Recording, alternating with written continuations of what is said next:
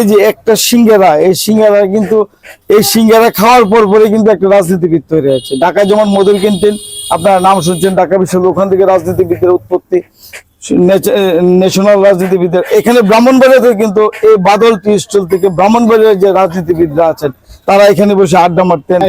ব্রাহ্মণবাড়িয়ার ঐতিহ্যবাহী বাদল টি স্টলের নাম হয়তো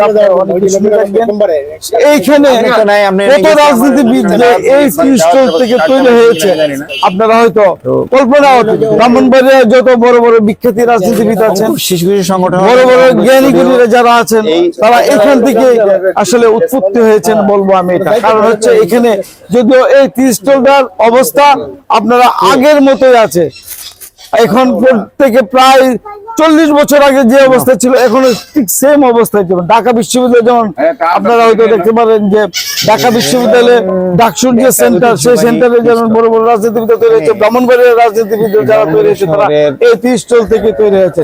আমি এখন ভিতরে যাব। স্টলটা খুব তাদের একটা হাইফাই অবস্থা না, কিন্তু এখানে বড় বড় নেতারা ব্রাহ্মণবাড়িয়ার এখানে বসতেন, বসে একটা সিঙ্গারা খেতেন, চা খেতেন, এখানে রাজনৈতিক আলাপ আলোচনা চলতো। আমার শুন, আমি ভিতরে যাই, ভিতরে যে কারা এখানে আছেন, এখন কিভাবে চলে এটা সেটাও একটু জানার চেষ্টা করি। চা নাস্তা খাইতে আমি এখন এই ভিতরে যে অবস্থা, ভালো আছেন আপনারা? আপনারা কি অবস্থা? আলহামদুলিল্লাহ ভালো। আপনারা ভালো আছেন না? আপনাদের সঙ্গে সবার সঙ্গে আচ্ছা আচ্ছা, ভালো আছেন তাহলে আপনি? এখন আমি এসেছি, আমি আসছি হচ্ছে এখানে এই যে টি স্টলটা, এটা ব্রাহ্মণবাড়িয়ার যে একটা ইতিহাস জড়িত। এখানে ব্রাহ্মণবাড়িয়ার যত বড় বড় রাজনীতিবিদরা আছে, আমি জানি, আমি যখন অন্য স্কুলে পড়তাম তখন দেখতাম এখানে বসে ওনারা চা খেতেন, সিঙ্গারা খেতেন, একটা পুরি খেতেন, রাজনীতি নিয়ে আলোচনা, আলাপ আলোচনা করতেন। ব্রাহ্মণবাড়িয়ার যত রাজনীতিবিদরা আছে, এখন কেউ কি আসে এখানে, বা এর ইতিহাসটুকু একটু আপনি কি একটু বলতে পারবেন এর ইতিহাসটুকু? ধন্যবাদ। হ্যাঁ, ধন্যবাদ। আমি আনিসুল হক রিপন, অঙ্কুর শিশু সমর্থন এবং অঙ্কুর স্টুডিওর প্রতিষ্ঠাতা। আমরা যে অবস্থানে এখন বসে আছি, এটি ব্রাহ্মণবাড়িয়ার এক ঐতিহ্যবাহী টি স্টল, যার নাম হচ্ছে বাদল টি স্টল। ব্রাহ্মণবাড়িয়া শহরের বিশেষ করে সাধারণ মানুষ না জানলেও একটা শ্রেণীর মানুষ এটা সম্পর্কে খুব ভালো জানেন। তারা হচ্ছে শহরের যারা খ্যাতিমান, নামি দামি বিভিন্ন রাজনৈতিক দলের নেতৃবৃন্দ এবং ব্রাহ্মণবাড়িয়ার খুবই বিখ্যাত মানুষগুলোর একটি আড্ডাস্থল হচ্ছে বাদল টি স্টল। এটা দীর্ঘদিন থেকেই এই টি স্টলটা এখানে অবস্থিত এবং এর যে আকার, আকৃতি, রূপ, মানে আমরা 20 বছর আগে যা দেখেছি এই পর্যায়ে এসে কিন্তু তাই দেখছি। তার আগেও কিন্তু অনেকটা এরকমই ছিল, যেহেতু এর আগের অবস্থাটা আমার দেখা নেই। আমি যত দিন ধরে এটাকে দেখি, আগে যা দেখেছি এখনো তাই আছে। শুধুমাত্র এখানে একটা লম্বা বেঞ্চ ছিল, সেই বেঞ্চটির পরিবর্তনে এখানে একটা টেবিল লেগেছে। এছাড়া আর এর কোনো আকৃতিগত বা এর কোনো বিশেষ কোনো পরিবর্তন কিন্তু আমার চোখে ধরা পড়েনি। তো বিশেষত এই টি স্টলটি যিনি পরিচালনা করেন, তিনি প্রয়াত বাবুলের ছেলে, বাদল বাবুর ছেলে, সেটি পরিচালনা করছেন। আমরা তাকে চিনি। তবে আমি যেটুকু জানি যে এই শহরের বিশিষ্ট রাজনীতিবিদ থেকে শুরু করে বিশিষ্ট জনেরা এখানে তাদের সকালের নাস্তা, বিকেলের আড্ডা, চায়ের আড্ডা, সান্ধ্য আড্ডা, মানে সবসময় এটা ভরপুর থাকতো। এখানে সাধারণ মানুষ জানেই না যে এখানে একটা বাদল নামে একটা টি স্টল আছে। এখানে সব প্রভিডেন্ট মানুষ, এখানে আড্ডা দিয়েই মানুষ প্রভিডেন্ট হয়েছে। প্রভিডেন্টদের সাথে যারা আসতো তারাও এই আড্ডার মাধ্যমে আমার মনে হয় যে প্রভিডেন্ট হয়েছে, সবার কাছে পরিচিত হয়েছে। এবং এই শহরের এক ঐতিহ্যবাহী এই বাদল টি স্টলটি আগেও ছিল, এখনো আছে, হয়তো ভবিষ্যতেও এটা বহাল তবিয়তে থাকবে। তো আমরা চাই যে এর অন্তত বাহ্যিকগত দিকটা একটু পরিবর্তন হোক, আরো একটু এর জৌলুস বৃদ্ধি পাক, এটা আমরা আশা করি এই প্রজন্মে এসে। তবে আমরা অনেক ধন্য যে আজকের এই ঐতিহাসিক জায়গাটায় বসে আমরা কিছু প্রিয় মানুষ, পছন্দের মানুষ একসাথে হয়েছে, একটু নাস্তা করছি। আমার পাশে রয়েছেন শেখ জাহাঙ্গীর ভাই, তিনি একজন অত্যন্ত বিদগ্ধ জন, যিনি একজন গবেষক বলা চলে, বিভিন্ন বিষয় নিয়ে উনি গবেষণা করেন এবং তিনি পিস ভিশনের সভাপতির দায়িত্ব পালন করছেন। আমার বা পাশে আছেন তিনি ইউনেস্কো ক্লাবের সভাপতি আমির ফারুক ভাই। আর আমার এদিকে আছেন আরেকে সিরামিক্সের ম্যানেজার স্বপন দা, আমাদের জেলা সিজিএম কোর্টের প্রশাসনিক কর্মকর্তা রয়েছেন দাদা, নামটা সুমনময় চৌধুরী। তো আনিসুল হক শরীফ ভাই এই এই উদ্যোগটা নিয়েছেন। আসলে আমরা চাই যে এই স্টলে যে ঐতিহ্য সেটি টিকে থাকুক, 1000 বছর ধরে টিকে থাকুক, এবং আপনারা সবাই আসবেন এই ঐতিহ্যবাহী টি স্টলটা অন্তত পরিদর্শনে আসবেন, এখানে এক কাপ চা খাবেন, আপনাদের ভালো লাগবে, এটা অন্যরকম প্রশান্তি লাগবে।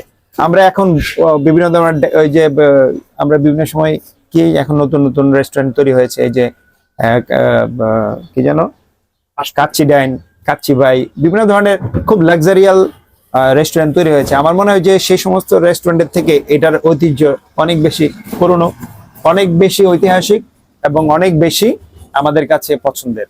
আমরা এখানে বসেই চা খেতে অনেক পছন্দ বোধ করি। বিভিন্ন নাস্তা এবং সিঙ্গাড়া, পুরি বিভিন্ন সময় যেটা হয়ে থাকে আমরা সেগুলা খেয়ে অত্যন্ত তৃপ্তি বোধ করি।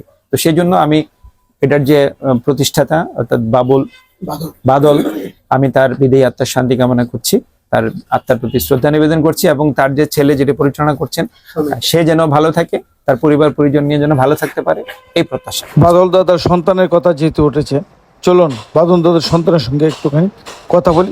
বসে বাদল দাদার বংশধর পেয়েছি, বাদল দাদার সন্তান উনি বর্তমানে এই স্টলটিকে চালাচ্ছেন। আপনার কাছে কিছু জানতে চাইবো, বাদল দাদা যে মারা গিয়েছেন, আপনি কি তার আগে থেকে এখানে ব্যবসা করতেন? হ্যাঁ, আপনার পরিচয়টা দেন না, আপনার নামটা একটু বলেন। আমার নাম সমীর দাস। সমীর দাস, আপনি কি এই ব্যবসার সাথে শুরু থেকে জড়িত? হ্যাঁ, শুরু থেকে। অন্য কোনো পেশায় তো যান নাই?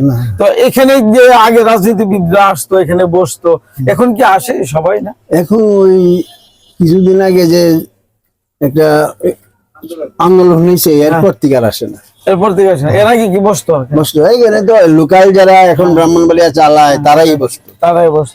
তা এরা আসলে আপনি তো তখন ছোট ছিলেন, এদের মধ্যে কি আলোচনা হইতো? আপনি কি রাজনৈতিক আলোচনা, মানে কে কোন দল করে, এ ধরনের কি? হ্যাঁ, তো জাতীয় পার্টির সভাপতি সেক্রেটারি বসছে, তারপরে বিএনপির সেক্রেটারি বসছে, সাতশো ভাই বসতো, আওয়ামী লীগের সেক্রেটারি, এখন আব্দুল কুদ্দুস মাখন এখানে বসতো।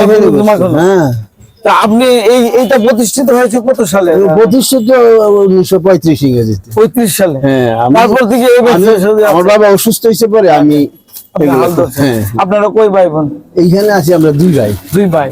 এখানে কি বাড়ি আপনাদের পিছনেই? মন্দিরে। আপনারা তো এই ঘরখানা যে দেখা যাচ্ছে স্টলটা এখনো পর্যন্ত এইভাবেই আছে, এটা কি কোনো পরিবর্তন করার ইচ্ছা আছে? না, পরিবর্তন কেমনে করবো, মানে তো শরীর তো শারীরিক। এখন আপনি কি চান এই ব্যবসাটা আপনার যে সন্তান আছে তারাও করবে? না, তারা করবে না মনে হয়। কেন? তারা চাকরি করে, কিন্তু এই ঐতিহ্য ইতিহাসটা তো হারিয়ে যাবে যদি আপনারা না করেন। আমরা যে আজকে এসেছি সিঙ্গারা খেতে, একটা সাইট রাখেন, আমাদের অনুরোধ যে এর ইতিহাসটা যেন থাকে, আমরা যেন বলতে পারি এটা বাদলের টি স্টল। আপনার বাবার যে স্মৃতিটুকু ধরে রাখেন, কোনো না কোনো ভাবে একটা ছোট করে যদি দেন তাহলে হয়তো ভালো থাকবে। আপনি যারা দেখছে তাদেরকে কি বলবেন একটু? যারা দেখছে আপনাকে, আপনার দাদার, আপনার বাবার স্বর্গীয় কি কামনা করেন? হ্যাঁ, অথবা আপনার বাবা নিশ্চয়ই কারোর সাথে কোনো বেয়াদবি করে না? আমাদের ধারণা বাবা খুব ভালো মানুষ ছিলেন, বাবা ভালো আছে না? আপনার বাবার সম্পর্কে আপনার কতটুকু ধারণা? আপনার বাবা কেমন লোক ছিলেন? খুব ভালো মানুষ ছিল। হ্যাঁ, খুব ভালো মানুষ ছিল। তো ধন্যবাদ আপনারা যারা বুঝলেন যে উনি এই ব্যবসাটাকে এগিয়ে নিয়ে যাচ্ছেন। ওনার বংশধররা কেউ করবে কি করবে না এটা আসলে উনি এখনো পর্যন্ত ডিসাইড করতে পারে নাই। তো যাই হোক, আমরা আশা করবো পরবর্তী জন্য এই ব্যবসাটা যেন চালিয়ে যান। তো আপনার এখানে তো মালামাল তেমন নাই, এগুলো বানাই কে? কারিগরি বানাই, আপনারা করেন। তো ধন্যবাদ, আপনি ভালো থাকবেন। শুনলেন বাদল দাদার বংশধরের কথা। এবার আসুন আবার পুরনো কথায় ফিরে যাই। আসলে এই যে একটা সিঙ্গারা, এই সিঙ্গারা কিন্তু এই সিঙ্গারা খাওয়ার পরে কিন্তু একটা রাজনীতিবিদ তৈরি হয়েছে। ঢাকায় যেমন মধুর ক্যান্টিন আপনারা নাম শুনছেন, ঢাকা বিশ্ববিদ্যালয়, ওখান থেকে রাজনীতিবিদের উৎপত্তি, ন্যাশনাল রাজনীতিবিদের। এখানে ব্রাহ্মণবাড়িয়াতে কিন্তু এই বাদল টি স্টল থেকে ব্রাহ্মণবাড়িয়ার যে রাজনীতিবিদরা আছেন তারা এখানে বসে আড্ডা মারতেন। আমরা যখন স্কুলে যেতাম তখন দেখতাম এখানে বড় বড় লোক, আমরা ভাবতাম যে এ তো জরাজীর্ণ একটা ভাঙ্গা চূড়া একটা স্টলের মধ্যে ওরা এত বড় মানে রাজনীতিবিদ কি করে। জনাব মাহবুল হুদা, তারপরে ব্রাহ্মণবাড়িয়ার যারা চেয়ারম্যান হয়েছেন, এমপি হয়েছেন, যারা হুমায়ুন ভাই এবং এই ধরনের নাম আমি সবার নিতে চাচ্ছি না, কারণ বর্তমানে আমাদের সাবেক মেয়র কচিমুল্লা ভাই, সাবেক মেয়র হেলাল ভাই, এই টাইপের অনেক নেতাদেরকে আমরা এখানে আড্ডা দিতে দেখেছি। রাজনৈতিক আলোচনাটা এখানে বসে হতো। এখানে ব্রাহ্মণবাড়িয়ার যত পার্টির লোকের এখানেই বসতো। এখানে কিন্তু কোনো পার্টি ভেদাভেদ ছিল না। পার্টির ভেদাভেদ ছিল না। এখানে আসলে সবাই এটা আমি আরো ইতিহাস নিব। আর একটা হচ্ছে ভাই, আপনি কিছু কি বলতে চাচ্ছেন কিনা আপনি একটু বলেন, একটুখানি বলেন। ধন্যবাদ। আসলে রিপন ভাই তো অনেক কিছু বলেছেন। আসলে এটাই সত্য, যেমন আমি এখন ওই দিক দিয়ে যাচ্ছিলাম, যাওয়ার পথে ওইখানে আইসি মনে হলো যে আমি এখানে একটা চা খাবো। ওই যে চা খাইতাম, খাই ওইখানে বসার যে একটা আনন্দ, যে মনে হয় যে একটা ভালো জায়গাতে বসলাম। সন্ধ্যার সময় আসলে দেখা যায় আমাদের অনেক মুরব্বী যারা এখানে বসে থাকে, আমরা কোনায় বসে একটা চা খাই, ওনাদের কথা শুনি। দেখা যায় কি কেউ আওয়ামী লীগ করতেছেন, কেউ বিএনপি করতেছেন, কেউ জাতীয় পার্টি, কিন্তু ওইখানে যার যার অবস্থান থেকে কথা বলতেছে, কিন্তু আবার সৌহার্দ্যপূর্ণ পরিবেশ। হ্যাঁ, ওইটাই হচ্ছে এখানকার এটাই হচ্ছে আসলে বাদল স্টল, যেটা এটার একটা মানে অন্য। এটা উনি যেটুকু বললেন, আমি কিন্তু তার একটু রেস্ট দিতে বলি। সেটা হচ্ছে যে এখানে কোনো রাজনৈতিক পরিচয় যদিও আছে এক একটা নেতাদের, কিন্তু এখানে আসলে সব জন এক হয়ে যায়। হ্যাঁ, ঘরের বাইরে এখন পরামর্শ সবাই এখান থেকেই করতেন, এখান থেকে তৈরি হয়তো কে কোন দিকে রাজনীতি করবেন, কে কোন দিকে আগাবেন। এখানে না আসলে যেন রাজনীতিবিদ হওয়া যায় না, এমনটি মনে হইতো যেন। আর আমরা যখন ছোট ছিলাম তখন আমরা ভয়ে এখানে আসতাম না, যেহেতু বড় বড় দূরে দুই পাশ দিয়ে চলে যেতাম। তো আসলে এটা আমাদের ব্রাহ্মণবাড়ির একটা ঐতিহ্য ধারণ করে। এখন জাহাঙ্গীর ভাইয়ের সঙ্গে একটুখানি কথা বলবো। জাহাঙ্গীর ভাই একটুখানি যদি একটু এড করেন আর কি। ধন্যবাদ। প্রথমেই আপনারা কথা বলি। শ্রদ্ধা নিবেদন করছি শ্রদ্ধেয় ভাই, খাওয়ার প্রতি কথা বলুন, খাওয়ার প্রতি কথা বলুন। শ্রদ্ধেয় বাদলদার প্রতি। কারণ এই বাদল বাবুর যে রেস্টুরেন্ট, এই রেস্টুরেন্টের কথা কিন্তু যারা ব্রাহ্মণবাড়িয়াতে যারা রাজনীতি করেছেন, ঢাকাতে যারা রাজনীতি করছেন, এবং দেশ বিভাগের পরেও যারা কলকাতাতে সম্পৃক্ত হয়েছেন, রাজনীতি সম্পৃক্ত হয়েছেন, আগরতলাতে গিয়েছেন, ওইখানে গিয়ে বললে হয় যে বাদল বাবুর রেস্টুরেন্ট কোনটা। আগরতলাতে গিয়ে বললে হয় বাদল বাবুর রেস্টুরেন্ট কোনটা, ব্রাহ্মণবাড়ির বাদল বাবুর রেস্টুরেন্ট। আপনার কলকাতাতে গেলেও বলা হয় যে বাদল বাবুর রেস্টুরেন্ট ব্রাহ্মণবাড়িয়ার। এই কথাটা কিন্তু আজকে শ্রদ্ধেয় বাদল বাবুর জন্যই কিন্তু এই প্রচারটা কিন্তু হয়েছে। আমরা জানি কলকাতার যে কফি হাউস, এখান থেকে কিন্তু ভারতবর্ষের বিখ্যাত রাজনীতিবিদদের সৃষ্টি হয়েছিল। মধুর ক্যান্টিন থেকে বাংলাদেশের স্থপতি যারা, তারা সৃষ্টি হয়েছিল।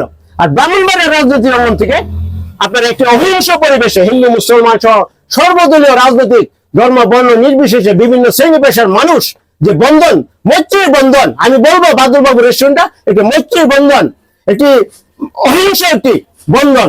এখানে জনমত নির্বিশেষে সকল রাজনৈতিক নেতৃত্বের উত্থান কিন্তু এখান থেকেই ঘটে। এখানে বিশেষ করে আমরা বাংলাদেশ স্বাধীনের পরবর্তী পর্যায়ে যে নেতৃবৃন্দের কথা বলেছি, তার আগেও কিন্তু আপনাদেরকে মনে রাখতে হবে যে 52-এর ভাষা আন্দোলন বলেন, 54-এর যুক্তফ্রন্টের নির্বাচন বলেন, এবং পাকিস্তানের পরে যে বিভিন্ন সময় যে নেতৃবৃন্দ, এরা কিন্তু এখানে বসেছেন। এবং আমাদের ব্রাহ্মণবাড়িয়ার আরেকটি মজার বিষয় রয়েছে, ফখরুদ্দিন তাজুল ইসলাম হুজুর সহ আমাদের যে আনন্দময়ী কালীবাড়ি আশ্রমের যে সম্মানিত যে পুরোহিত মহোদয় ছিলেন তৎকালীন সময়ে, ওনাদের মধ্যে যে বন্ডিংটা ছিল, ফ্রেন্ডশিপটা ছিল, এই বাদলবাবু রেস্টুরেন্টের নাস্তা দিয়ে কিন্তু আপ্যায়িত করা হতো। তখন তাদেরকে আপ্যায়ন করা হতো, মানুষকে সমাদর করা হতো।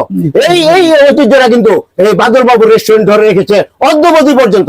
আজকে কিন্তু অবকাঠামোগত পরিবর্তন আমরা না দেখলেও এখানে যে একটা নস্টালজিক পরিবেশ, একটা যে এনভায়রনমেন্ট, এই যে আমাদেরকে অতীতে নিয়ে যাচ্ছে, 100 বছর 150 বছর পিছিয়ে নিয়ে যাচ্ছে, এই ট্যাঙ্কের পাড়া এলাকার যে ঐতিহ্যটা, এটা কিন্তু এখনো ধরে রেখেছেন বাদল বাবুর রেস্টুরেন্টটি।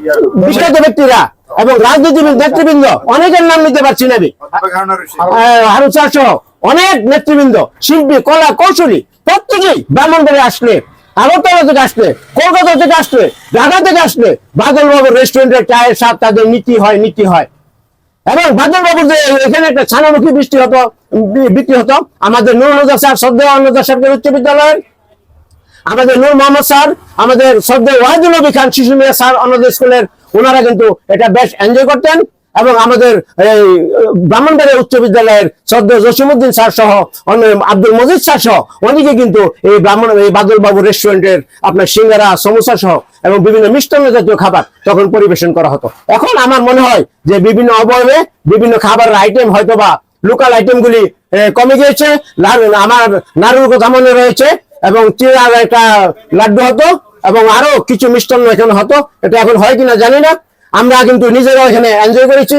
আমাদের সদ্য শিক্ষক মন্ডলী গুরুজন যখন এখানে বসা থাকতো, আমরা ঢুকতাম না, কিন্তু বাইরে থেকে জানালা দিয়ে হাত পেরে নিয়ে যেতাম। এই যে এই ছবিটি আমাদের সদ্য এই বাদল বাবু, আমরা কিন্তু ওনাকে দেখেছি, ওনার শেষ সময়টা কিন্তু আমরা ওনাকে দেখেছি। হ্যাঁ, এখানে কিন্তু আরেকজন ব্রাহ্মণবাড়িয়ার গুণীজনের ছবি রয়েছে, বাবু নিত্যানন্দ পাল, যিনি কিন্তু ওই নিতাই পাল আনন্দময়ী গার্লস স্কুলটি যিনি প্রতিষ্ঠা করেছিলেন, এই যিনি এখানে অবদান রেখেছিলেন, বিশেষ অনুদান প্রদান করেছিলেন, এই নিত্যানন্দ পাল উনি রয়েছেন। আর আমাদের শ্রদ্ধেয় বাদল বাবু রয়েছেন। উনার আত্মার সদ্গতি কামনা করে সকলকে ধন্যবাদ জানাচ্ছি। ধন্যবাদ। এইটুকু ইতিহাস আসলে আমার কাছে মনে হয় যে এটা হচ্ছে ব্রাহ্মণবাড়িয়ার মধুর ক্যান্টিন। নাম বললে কম হবে না। এখানে ব্রাহ্মণবাড়িয়াতে যত নেতা উৎপত্তি হয়েছেন এখান থেকে হয়েছেন। আর এটি হচ্ছে আমাদের একটা ইতিহাস ধারণ করে, ঐতিহ্যকে লালন করি। এবং এই টি স্টলটি কোথায় আমি এখন বলবো না, কারণ বলবো না এই কারণে, ব্রাহ্মণবাড়িয়া বাদলের টি স্টল বললে সবাই চিনে, সবাই জানে এটি। তারপরে বলে নেই, ব্রাহ্মণবাড়িয়া উচ্চ বিদ্যালয়ের রাস্তার দক্ষিণ পাড়ে হচ্ছে এটি, আর ট্যাঙ্কের পাড়ের মোড়ের কাছাকাছি এই স্টলটি। আপনারা হয়তো এর ঐতিহ্য, ইতিহাস ঐতিহ্য হয়তো জানেন, অথবা পরবর্তীতে হয়তো আপনারা জেনে নেবেন আরেকটু। আমরা হয়তো ততটা তুলে ধরতে পারি না যতটা এর ঐতিহ্য আছে। তো ধন্যবাদ, আজকের মতো এখানে শেষ করছি। আপনারা যারা দেখছেন সবাইকে ধন্যবাদ। এর আবার নতুন নতুন যদি কোনো লোকেশন যাই, হয়তো আপনাদের সঙ্গে যাব, দেখা করবেন, আপনারা হয়তো আবার নতুন করে পরিচয় করে দেবো নতুন কোনো স্থানে। ততক্ষণ ভালো থাকবেন, আল্লাহ হাফেজ।